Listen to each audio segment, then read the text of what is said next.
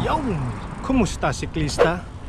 No, pag-usapan natin ngayon yung kung bakit kumukonti na yung mga cyclists ngayon. Ano nga ba ang mga dahilan? Bakit tayo kumukonti na? No?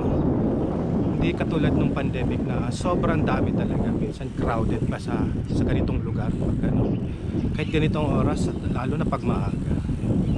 Pag-usapan natin yan.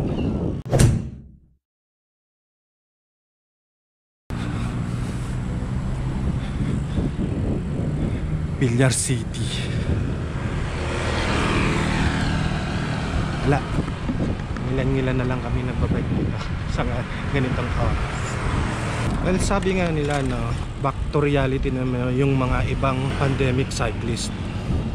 Dahil nga sa back to work na sila, yung normal na ginagawa nila. Balik sa dati, hindi na dati na nagbabike sila para sa transpo.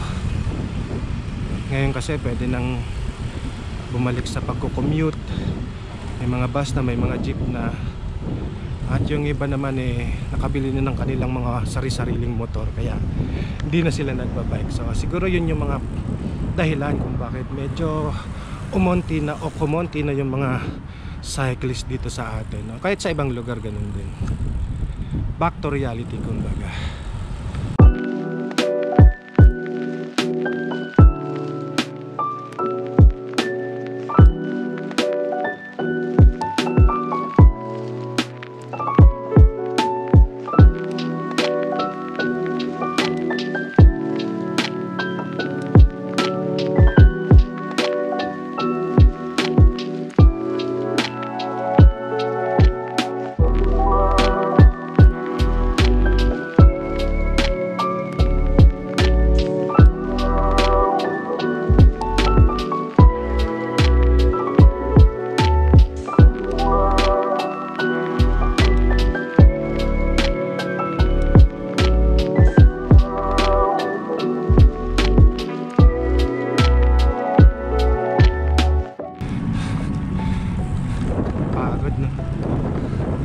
Bonks na agad ako kailangan natin magsimula ulit dahil kung hindi tayo gagalaw-galaw, paano na? Sabi nga, health is wealth. Yan ang kailangan ng ating katawan. Hindi mo mabibigyan ng wealth yung pamilya mo kung yung health mo mismo is medyo nanganganib, diba? So ayun na nga mga amigo, no? Kung kayo tatanungin, ano pa sa palagay niyo yung mga ibang dahilan kung bakit kumukonti na yung mga cyclist ngayon, especially yung mga sa naging pandemic cyclist,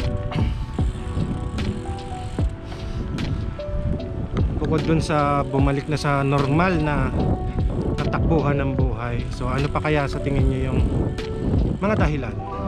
Comment nyo naman, no, kung may nakaligtaan tayo sa topic na yun. Ako nga pala ulit si Yep Breeze. Maraming salamat sa panonood and ride safe mga siklista. Kumusta siklista? Please subscribe to Yep Breeze channel. Okay na. Kamusta siklista? Please subscribe to Yep Breeze channel. So please whatever.